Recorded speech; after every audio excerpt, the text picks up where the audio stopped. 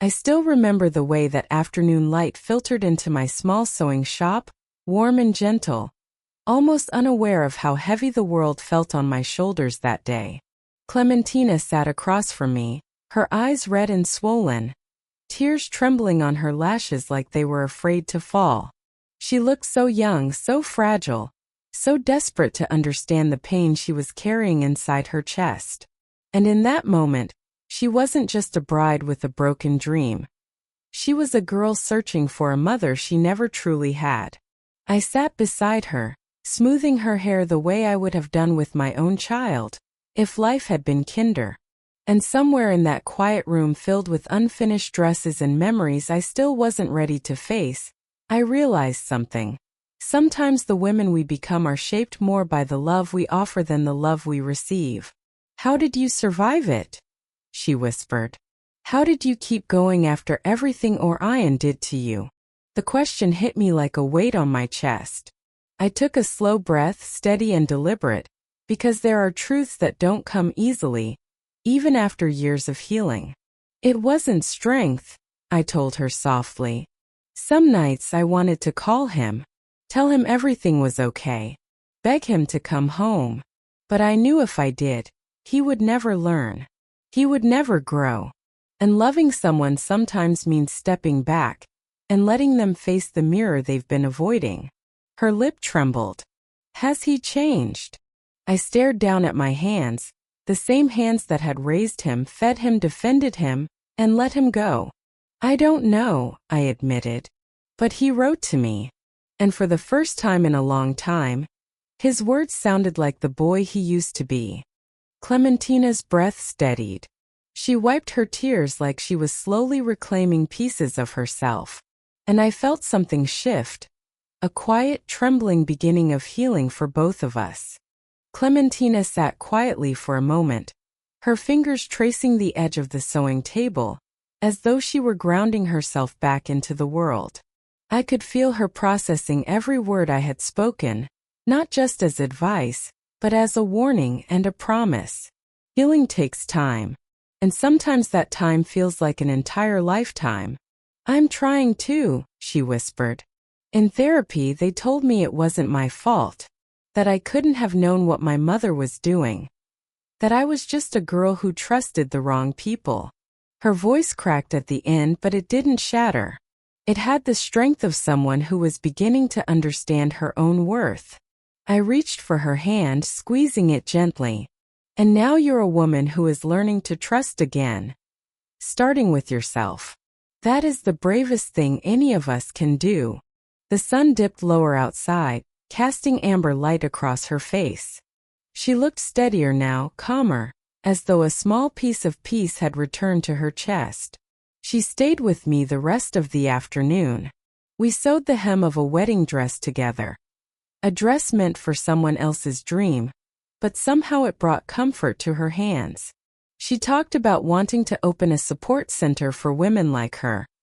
Women who had walked through darkness and didn't know how to find the doorway back into the light. When she stood to leave, she hugged me so tightly my breath caught. Her voice trembled against my ear as she whispered, "Thank you for being the mother mine never was." That sentence stayed with me long after she left. It clung to my heart with bittersweet warmth, because in a world where I had lost my son, somehow I had gained a daughter, not by blood but by pain, by truth, by the strange way life rearranges the pieces we think are broken beyond repair. That night, for the first time in months, I cried not from sorrow, but from the quiet, aching beauty of unexpected healing. 3 months passed before life delivered another blow wrapped in truth. It was early morning when my phone rang, Cornelius's name glowing on the screen with a heaviness I could feel before I even answered. His voice was low, almost trembling, as if the news he carried had worn him down. "Zenobia, I need to tell you something about Serafina." My heart tightened. That name alone held an entire history, a daughter who had once been gentle, then hardened by ambition until she became unrecognizable, even to herself. "What happened?" I asked. "She's been sentenced," he said quietly. 12 years. No early release. I sank into my chair. 12 years. A lifetime, and yet not enough to undo the damage she had caused. How is she? I asked, though part of me feared the answer. She's destroyed, Cornelius breathed. Physically, emotionally. No one visits her. Not even Reginald. She's completely alone. A strange mixture of emotions flooded me. Sadness, relief, grief, anger. Because no matter how cruel she had been, she was still his child. His blood. And a parent's heart doesn't stop loving just because it learns the truth. And how do you feel about that? I whispered. He paused, then exhaled shakily. Relieved but deeply sad. I remember the girl she used to be, before everything corrupted her. I closed my eyes. I understood him too well. Because I also remembered Orion before the world bent him. Before love twisted into blindness. Before mistakes became his second skin. I often wondered if that boy, my boy, still existed somewhere beneath the rubble of his choices. Some nights I feared he was gone forever. Some nights I prayed he wasn't. Life has a way of bringing all our broken pieces to the surface when we least expect it. And that morning, as I listened to Cornelius grieve the daughter he once knew, I felt my own grief rise quietly, reminding me that a mother's heart carries more than memories. It carries hopes that refuse to die, even when everything else has. The days that followed the confrontation at the St. Regis were surreal. The world seemed both larger and smaller at the same time. Larger because the consequences of what had happened stretched far beyond my own life, touching everyone involved, yet smaller because in the quiet corners of my apartment, with my hands stained from fabric dye and the hum of the sewing machine in the background, I felt the intimate pulse of reality, raw and personal. Clementina's absence left a silence that weighed heavily, a silence filled with both relief and sorrow. Relief because she was safe, away from the manipulations and dangers of her own family, and sorrow because the innocence she once carried had been irreversibly shaken. I poured coffee into my old stoneware mug, the one that had accompanied me through years of hard work, and sat at my window watching the city lights flicker as if breathing alongside me. Every honking car, every hurried pedestrian seemed to echo the chaos that had exploded in our lives. Yet in the midst of it all, there was an unexpected calm. Cornelius called every couple of days. His voice, still raspy but warm, carried updates about Clementina, about the legal processes, about the slow but necessary unraveling of the twisted web Serafina had spun. "She's fragile," he said once, and I could hear the pain in his voice. "She's young and the shock it's immense. But she's healing, Zenobia. Slowly, but she is." Hearing him speak, I realized how much our actions ripple through the lives of others. The photos, the recordings, the documents, they were evidence of truth, but truth alone doesn't heal a broken spirit. It takes patience, care, love that doesn't suffocate but sustains, and I resolved to be that for Clementina, in the small ways that mattered. A hand to hold, a voice that reassured, a presence that reminded her she was not alone. And Orion, the thought of him was more complicated. I knew he was suffering in ways I could neither fix nor fully understand. His choices had led him here. But my heart still ached with the remnants of maternal love. I didn't want to rescue him, yet I couldn't ignore his pain entirely. Every decision I had made since that night, the phone call to Cornelius, the legal interventions, even the refusal to let Orion stay, had been an exercise in painful clarity. I had learned that love is not synonymous with indulgence, that sometimes the hardest thing a mother can do is let a child face the consequences of their own actions. And yet, in that hard love there is hope. A fragile, tentative hope that maybe, just maybe, the boy I had once held in my arms could find his way back. Not to me, but to himself. The nights were the hardest. The city outside my window faded into darkness, leaving only the hum of distant traffic and the soft ticking of the old clock on my wall. I often found myself sitting at the edge of my bed, holding Orion's first photograph, the one where he was bundled in a tiny sweater, eyes wide with curiosity, smile barely forming. It struck me then how fragile life is, how quickly innocence can be marred by choices, by deceit, by the harshness of a world that refuses to pause. I traced the edges of that photo with a trembling finger, and in that quiet I let myself grieve, not for what had been lost, but for the potential that had been overshadowed by pain and betrayal. Clementina had begun to bloom in ways that filled me with quiet pride. She stayed with me longer than expected one afternoon, helping me sort through fabric remnants, humming softly while her nimble fingers stitched delicate patterns. She spoke of her dreams with a fervor that reminded me of my younger self, before life had hardened me, before losses had shaped me. She wanted to open a center, a safe place for women who had been trapped in cycles of abuse. Her words were not just dreams. They were a promise to herself and to others that suffering could be transformed into strength. And as I listened, I realized that in guiding her, I too was healing. Our shared moments were stitches mending both of our souls, fragile but resilient, imperfect but enduring. Letters from Orion arrived sporadically. Each one was a jagged thread of honesty, remorse, and longing. He spoke of therapy sessions, of late nights in small rooms, of the relentless effort to make amends. Reading them was both a balm and a pang, a reminder of what had been, and what could never fully return. I didn't reply immediately. I knew that forgiveness was not a gift to be granted impulsively, but a journey to be undertaken carefully, with full awareness of my own boundaries. The day I finally touched pen to paper, I felt the weight of decades pressing down on me, but also a quiet liberation. Writing was not just for him, it was for me, to release the lingering shadows that had kept my heart tense, to affirm that I could hold love without surrendering my own dignity. The morning light filtered through the curtains, soft and golden, painting the room in quiet hope. I sipped my coffee slowly, letting the warmth seep into my hands and my chest, a small ritual of grounding in the midst of lingering uncertainty. Memories of Orion, of Clementina, of Serafina, they all floated around me like fragile ghosts, each carrying lessons I had learned too late, and yet exactly when I needed them. I realized that life's harshest blows often carve the deepest wisdom into our hearts.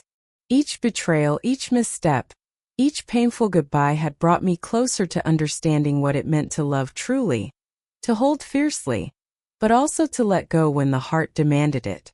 Clementina's visits became more frequent, more intimate in the way that trust grows between kindred spirits.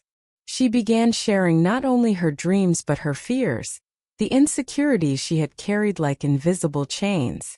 She spoke of nights where anxiety clawed at her chest, of moments when doubt whispered that she would never find her place in the world. And I, in that small sewing room filled with threads and sunlight, told her what I had wished someone had told me. That pain was not a verdict, that mistakes were not the end of the story, and that courage often meant standing in the face of fear, day after day, refusing to crumble. Orion's letters had shifted in tone. They were no longer just apologies or confessions, they were reflections, a raw map of a man navigating the aftermath of his choices. I read them slowly, savoring each word as if tasting a fragile truth. He spoke of small victories in therapy, of moments where guilt had loosened its grip just enough for hope to seep in. And I understood something profound: redemption is never linear. It is a jagged path, a mosaic of triumphs and setbacks, and sometimes the smallest steps forward matter more than the grandest gestures. In holding space for him, I held space for myself, to honor the love I had given, the lessons I had endured, and the strength I had found in surviving it all. The quiet evenings became my sanctuary, a time when the world slowed and I could hear my own heartbeat against the rhythm of life. I found solace in small rituals, arranging flowers in a vase, threading needles with care, listening to the soft hum of the city outside my window. Each act, mundane on the surface, became a meditation, a reminder that life persists even after devastation. Clementina would often join me, bringing her laughter and unpolished optimism, and I realized that sometimes healing is not just in solitude, but in the tender presence of others who see you clearly, who allow your wounds to breathe without judgment. I thought often about Serafina, about the woman she had become, and the child she had once been. Her punishment was severe, unyielding, and yet in her story, I saw a reflection of how choices define us, yet do not have to destroy the entirety of our being. The mind has a cruel memory, but the heart, if willing, can remember differently. I reminded myself that love was not license. It was guidance, it was setting boundaries, it was truth spoken even when it tore at the skin of comfort. And I saw that the courage I had cultivated was not for Orion alone, or for Clementina, or even for Serafina. It was for me to reclaim my life, to sew it back together thread by thread, with patience and intention. Orion's letters were arriving more frequently now, each one peeling back layers I didn't know still existed, exposing vulnerability I had thought impossible in him. He wrote of quiet mornings when he reflected on his past, of trembling apologies that were more about his need to reconcile with himself than with me. And I understood more deeply than ever that forgiveness is not a favor. It is a choice, a gift we give ourselves to release the weight of resentment. I could see that he was becoming the man I had hoped he could be, but more importantly, I could feel myself evolving too, learning to separate love from obligation, empathy from enabling, hope from expectation. I remember the first time I truly allowed myself to feel relief after all those years of tension and fear. It was an ordinary morning, sunlight spilling through the blinds, the smell of fresh coffee curling into the corners of the room, and the quiet hum of life going on outside. And yet, within that ordinary moment, I felt extraordinary freedom.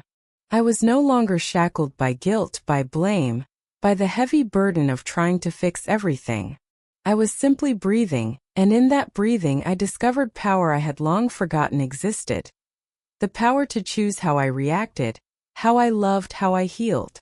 Clementina came to visit that day, and as she told me about her plans, her hopes, the vision she had for a center to support women who had faced abuse, I felt a surge of pride I hadn't expected.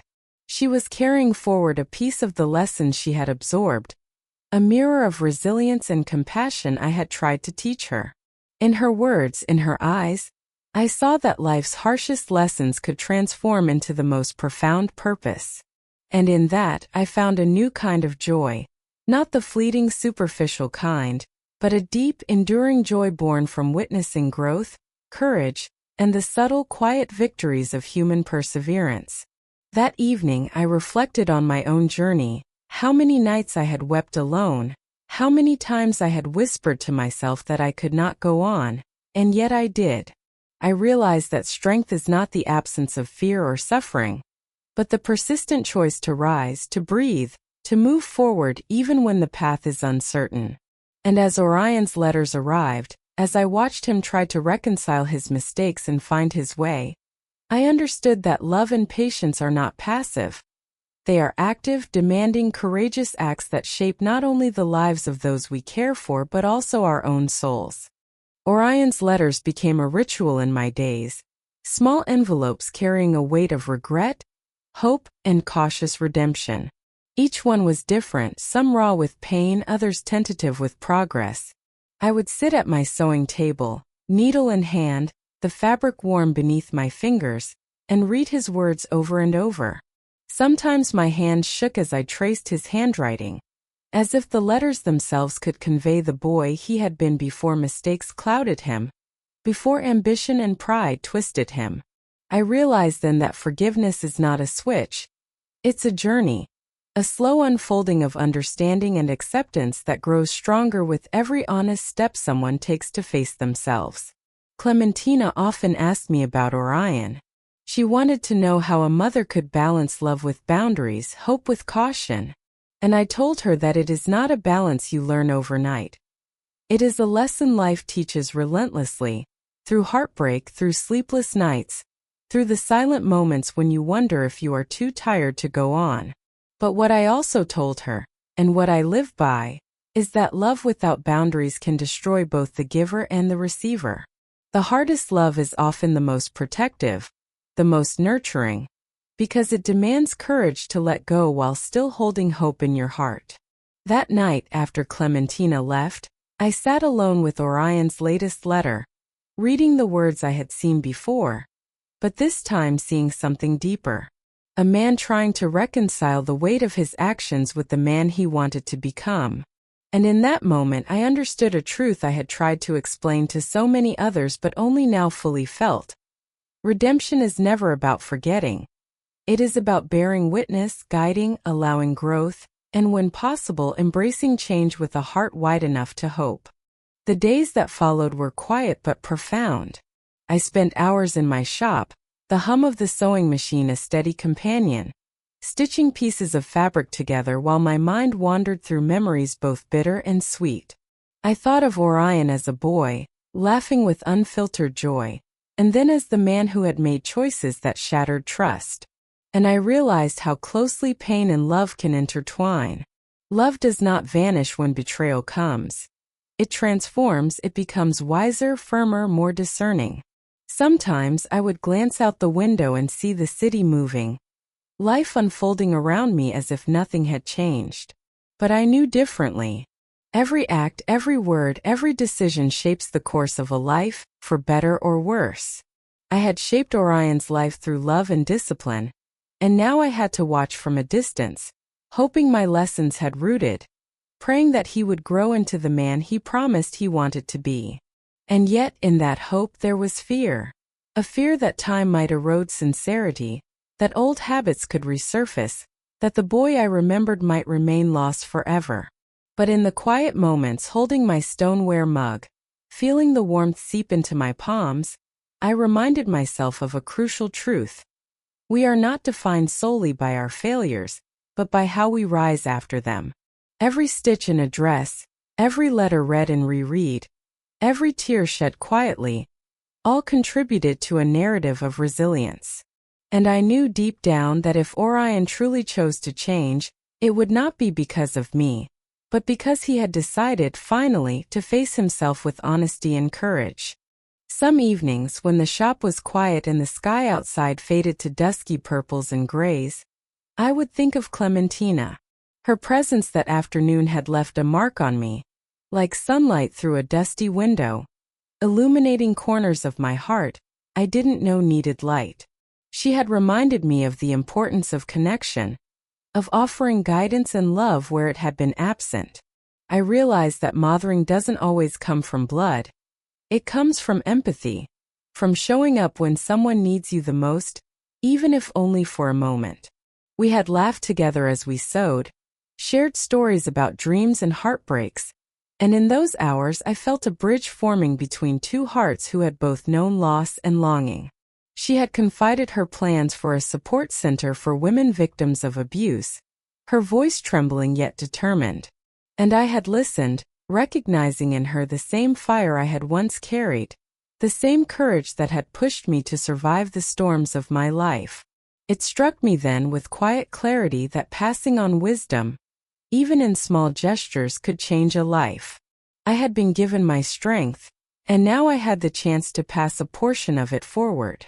As the sun dipped below the horizon, I found solace in the thought that healing is never a solitary journey. We are connected through our experiences, our stories, our wounds and triumphs. And in guiding another, we often discover parts of ourselves we had forgotten. That night I went home feeling a gentle, comforting warmth, proof that even in pain, there can be grace, and even in endings, beginnings quietly await.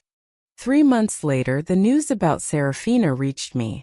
Cornelius called early one morning, his voice heavy with the kind of weight that makes your chest tighten. "Zenobia," he said, "I need to tell you something about Serafina." I braced myself, unsure if I wanted to hear it, though deep down I knew I had to. "What happened?" I asked softly, my heart already bracing for the truth. Cornelius explained that she had been sentenced to 12 years in prison, without the possibility of early release. I felt a strange, complicated mix of relief and sorrow. A mother's paradox. Relief that justice had been served, that she could no longer harm anyone else, and sorrow because despite everything, she was still, in some distant way, my daughter.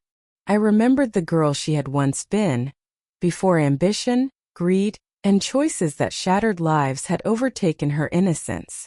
The memory of that child, so small and full of potential, was a ghost I couldn't let go of. It reminded me of Orion before the storms of life had twisted him, before bad choices had defined him. I wondered if that boy still existed somewhere inside him, hidden beneath layers of guilt and regret, waiting for a chance to return. And I realized, in a way, that all of us carry those fragments of who we once were, the parts that can be resurrected only if we dare to confront the truth and the consequences of our actions. That day, I held Cornelius' words close to my chest and allowed myself a long, quiet reflection. Life had a way of teaching hard lessons, sometimes through suffering, sometimes through redemption. And the harder the lesson, the more profound the awakening.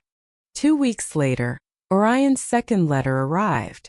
I remember holding it in my hands, feeling the paper tremble slightly, as if it carried not just words but the weight of his entire journey. It was longer than the first, more honest, raw, vulnerable in ways that made me ache and hope at the same time. He wrote about attending a support group for people who had made serious mistakes, about learning to live with guilt without letting it destroy him. He spoke of saving every dollar he could to one day repay me for the money he had borrowed and never returned. Reading it, I felt the old ache of betrayal, but it was tempered by something new. An understanding that he was trying, that he was facing the consequences of his choices. "I don't expect you to forgive me, Mama," he wrote. "I don't expect us to go back to what we were. I only hope that someday when you see me on the street, you don't cross to the other side to avoid me. I only hope you know that every day, I wake up trying to be a better man than I was yesterday.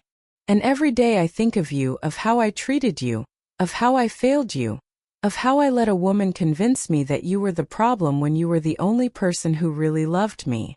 He described standing outside my building, watching from the sidewalk, afraid to knock, afraid to disturb me, but wanting me to know the truth.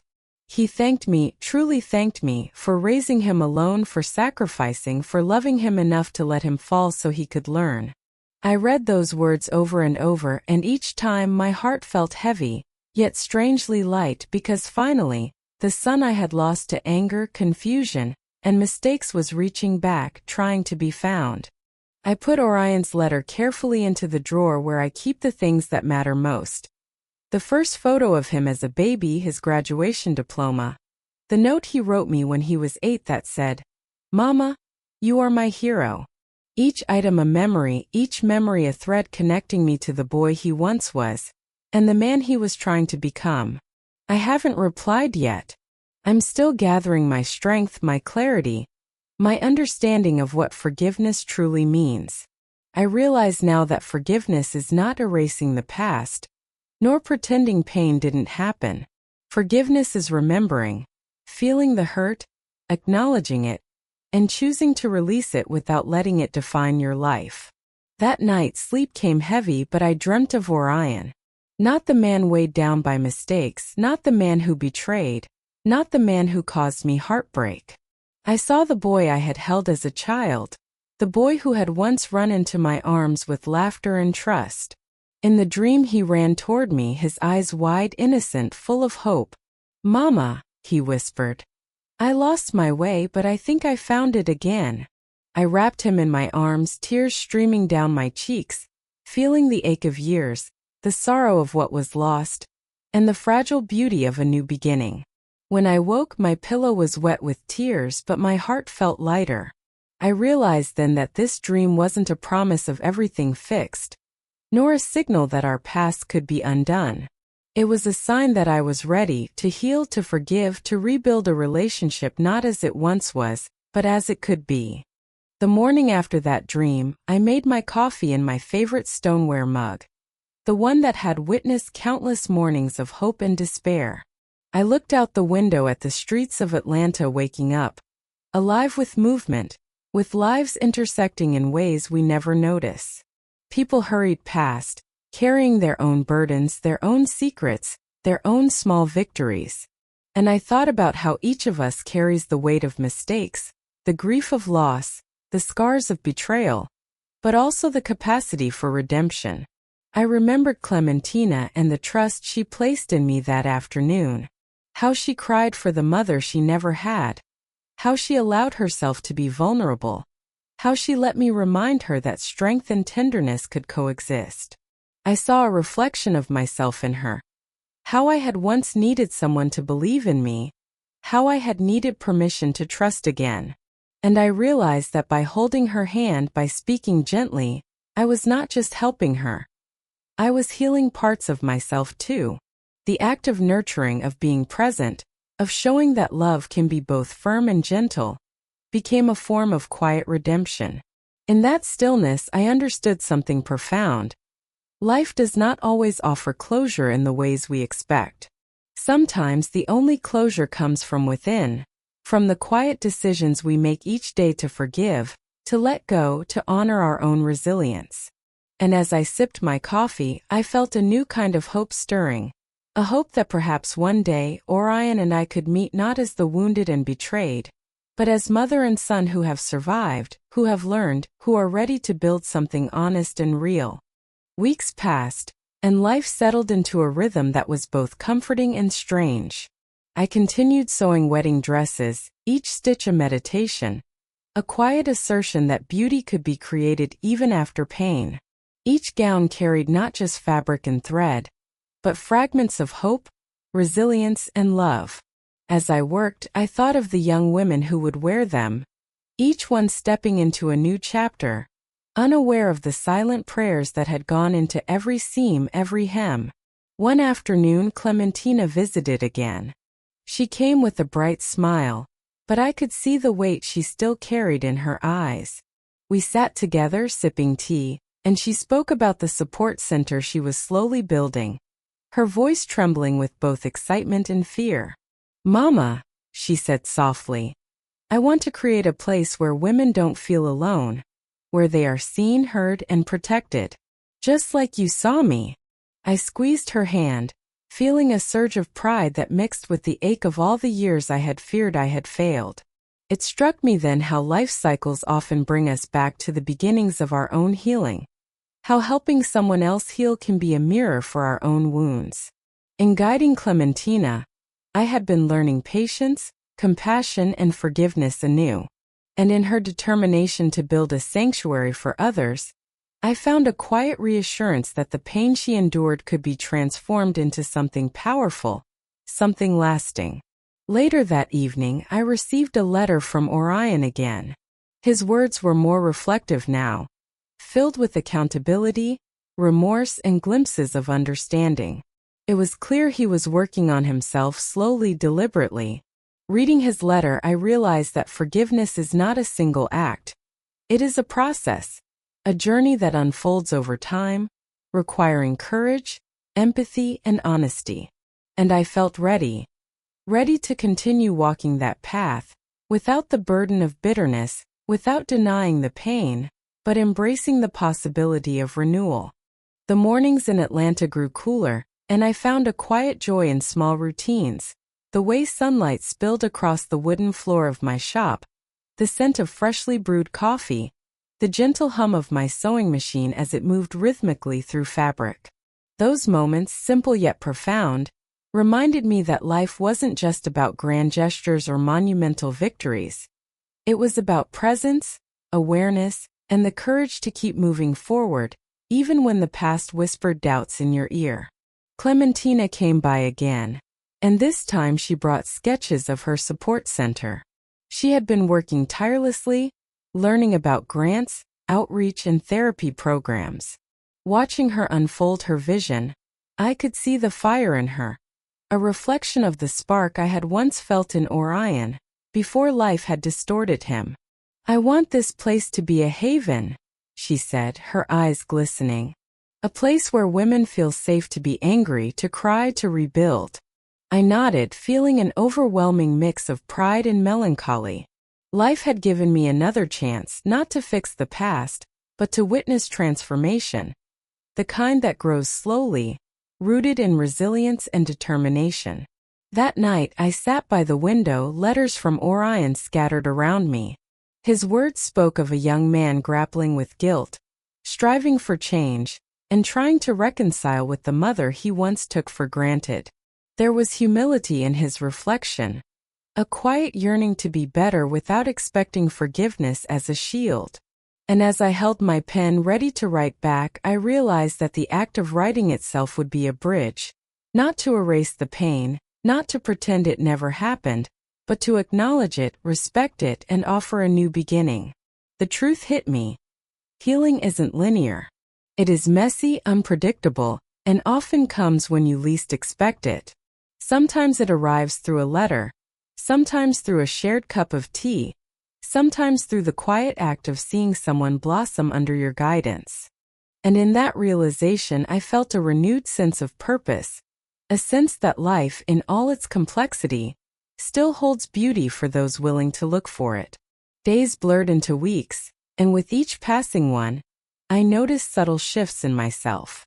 I no longer flinched at memories of betrayal or pain.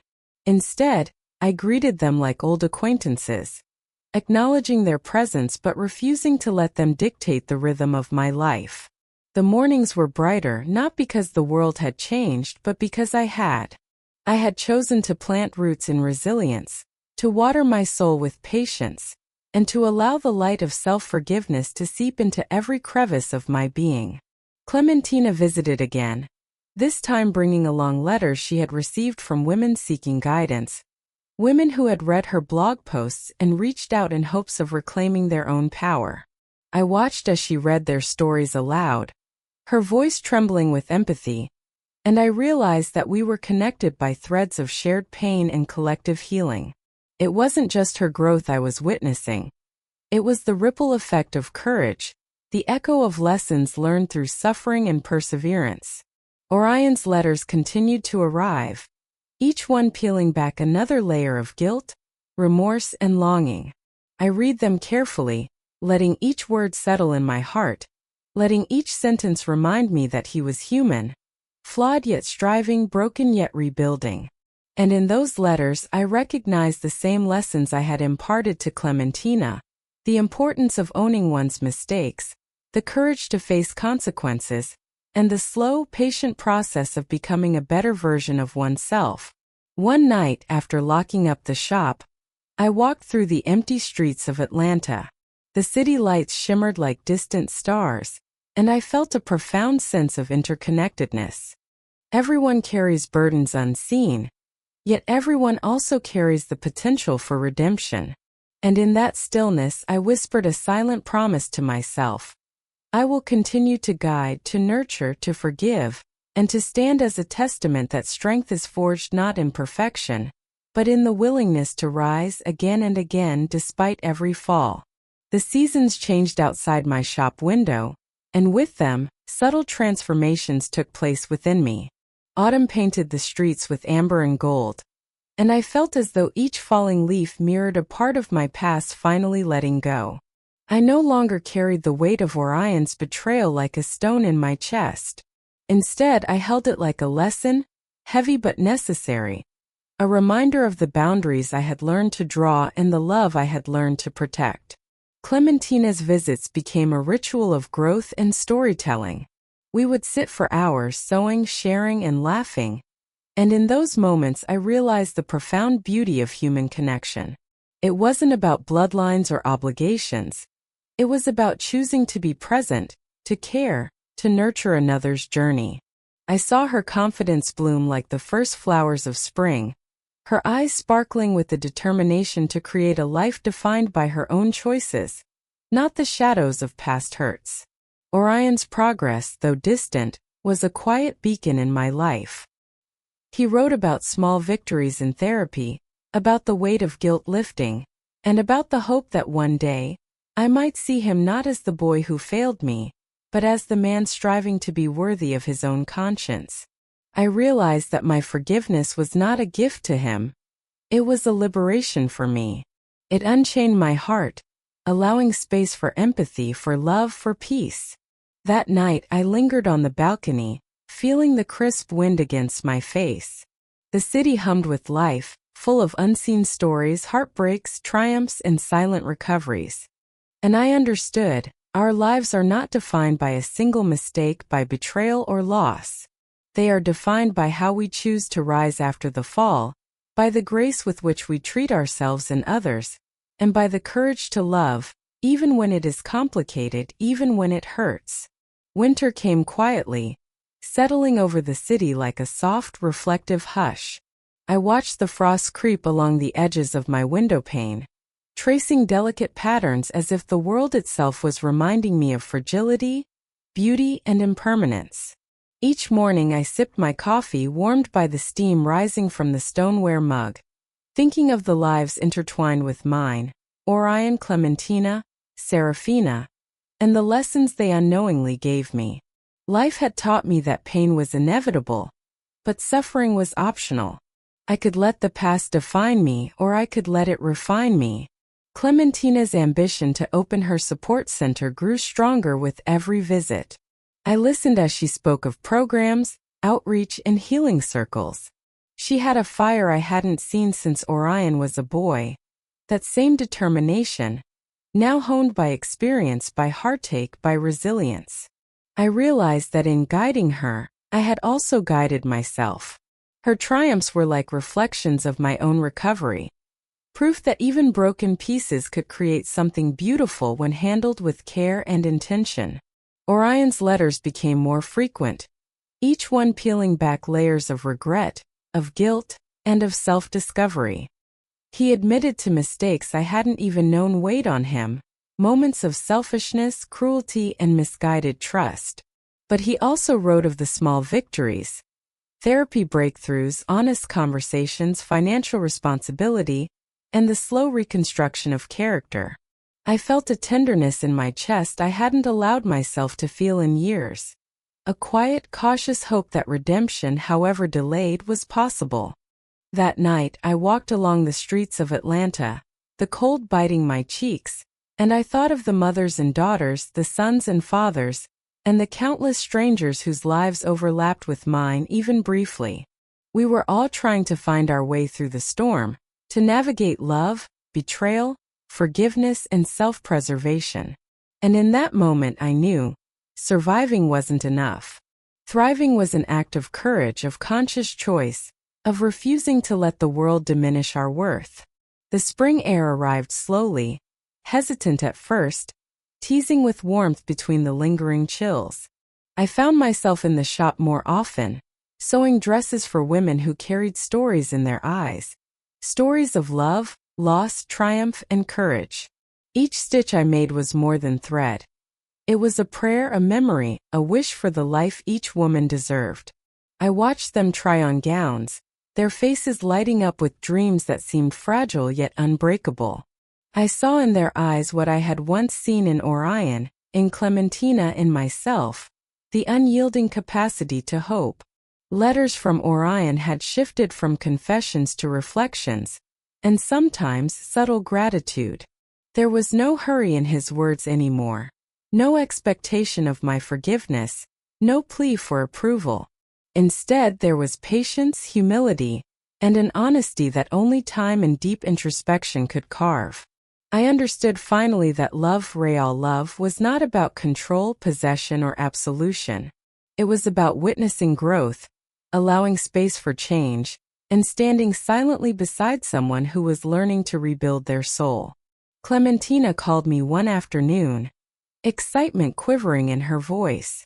She had found a small space for her support center, modest but full of potential. She asked for advice, for guidance, for permission to dream even bigger. I reminded her gently that her heart was already strong, that she had survived, learned, and now had the power to help others do the same. Her laughter, light and victorious, reminded me of the little girl I had once comforted. now fully grown, unshaken by fear. And in the quiet moments when the shop was empty and the evening shadows stretched across the floor, I allowed myself to reflect on my own journey. The years of pain, the nights of doubt, the moments of helplessness, they were all threads woven into the fabric of who I had become. A mother, a mentor, a survivor, and the most profound lesson of all whispered in the silence. True strength is not in never falling, but in rising again and again with compassion, wisdom, and courage in your heart. The city outside my window moved in rhythms I could no longer control, yet I found a strange comfort in its constancy.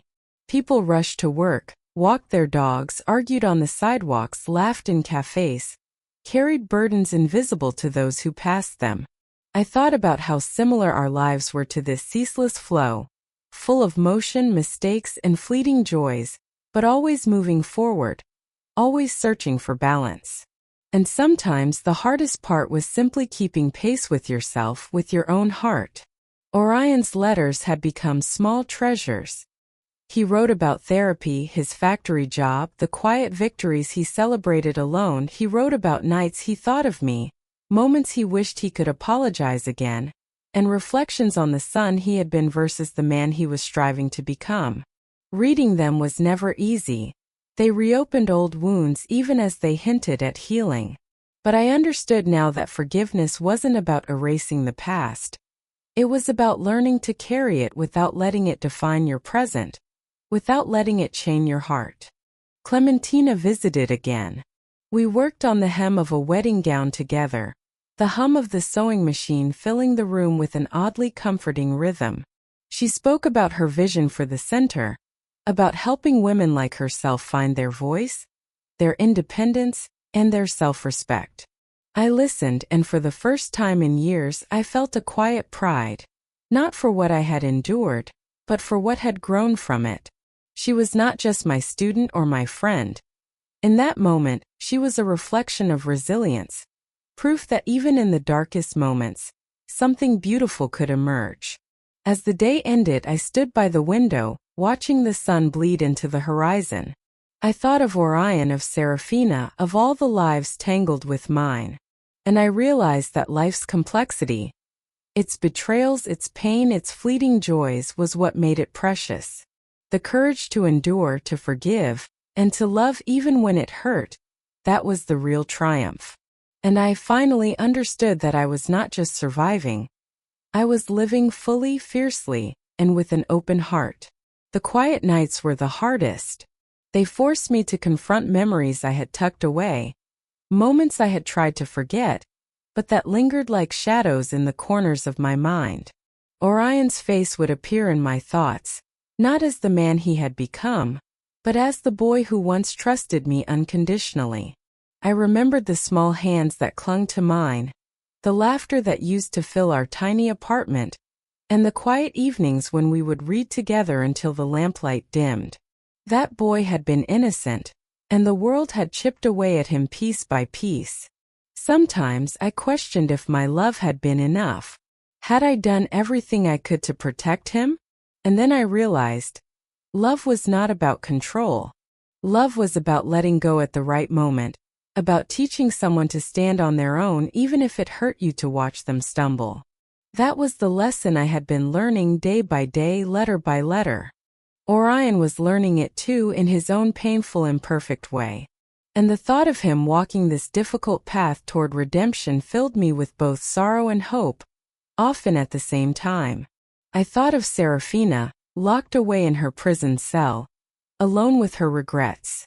There was relief in knowing she would face consequences, but also sadness, because somewhere beneath all the ambition and cruelty, there had been a child who deserved better guidance, better choices, better love. I prayed quietly for her, not out of affection for the person she had become, but for the girl she had once been.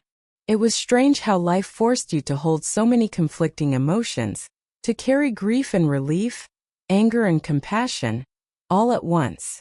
And in the early hours of dawn, when the city was still asleep, I found myself writing again, stitching words into letters I might never send, memories I might never share, truths I had never spoken aloud.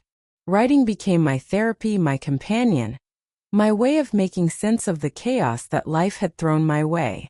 And with each sentence, each memory, I felt a little stronger, a little lighter, a little more capable of embracing the world as it was, and forgiving it and myself for all that had happened. There were afternoons when Clementina would visit again, and those visits brought a warmth I hadn't realized I had been missing. Watching her grow into a strong, determined woman reminded me of the resilience I had cultivated in myself. She would sit at the table, hands busy with thread and fabric, eyes bright with ideas, while I guided her gently, offering advice, stories, and sometimes just silent support. In her, I saw the echo of every girl who had been hurt and underestimated, the reflection of every young woman struggling to claim her voice. One day, as we worked on a delicate lace trim, she paused and looked at me, her eyes glistening. "I don't think I would have survived without meeting you," she said softly. My chest tightened with emotion because in that moment, I realized that our connection went beyond guidance. It was family formed not by blood, but by understanding, empathy, and shared pain. I realized I had been a mother to more than just my own children. I had become a beacon of hope for anyone who had been lost or broken. Meanwhile, Orion's letters kept coming, each one revealing a vulnerability and a self-awareness that he had never expressed before. Reading them, I felt the weight of years of worry and sorrow lift slowly, replaced by cautious optimism. He was learning, growing, attempting to rebuild himself without shortcuts or excuses. And I was learning to accept that love could coexist with boundaries, that hope could exist alongside caution, that forgiveness did not erase the past but allowed a new future to unfold. That evening, as I closed the shop and stepped onto the quiet streets, I realized something profound. Life was a mosaic of pain and beauty, regret and redemption, loss and discovery. And while some pieces would never fit perfectly, the overall picture was still worth creating, still worth cherishing, still worth living fully. I breathed in the crisp night air and whispered a silent promise to continue living, loving, and believing in the possibility of renewal, for myself, for Orion, and for every soul seeking light after darkness. That morning, as sunlight poured through my shop window, I held my favorite stoneware mug, feeling the warmth seep into my hands. I thought of all the moments that had shaped me, of tears shed in silence, of nights I prayed without knowing if anyone was listening. I thought of Orion, of Clementina, of every soul who had touched my life and left an indelible mark. And I understood, in a way I never had before, that life is not about perfect endings, but about the courage to continue to rise, to embrace the imperfect beauty of our journey. Each dress I sew, each stitch I make carries a story, of hope, of love, of resilience. And with every story, I realize that forgiveness, though difficult, is the bridge that allows hearts to heal. I placed the letter from Orion back in its drawer, beside photographs and notes from years gone by, knowing that healing is not a single moment but a lifetime of small, deliberate choices. I am no longer the woman broken by betrayal. I am a woman strengthened by it. A mother, a guide, a survivor. And perhaps most importantly, a witness to the power of love that refuses to be toxic, love that sets boundaries, love that heals rather than harms. To you listening today, if my story reaches even a fraction of your heart, I want you to remember this. You are stronger than your fears. Your pain is valid, but it does not define you. You can rise from the ashes of betrayal, from the shadows of regret, from the weight of loss. You can reclaim your dignity, your peace, your heart. Stand tall, forgive when you are ready, but never allow anyone to steal your worth. Embrace the strength you carry, nurture the love you deserve, and live your story with courage.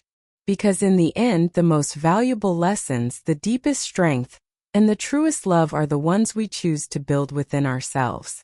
Thank you for listening. Thank you for witnessing this journey. And remember, every tear, every wound, every moment of doubt is not the end. It is the beginning of something stronger, something real, something beautiful. Your story is waiting. Live it fully, live it bravely, and know that you are never alone.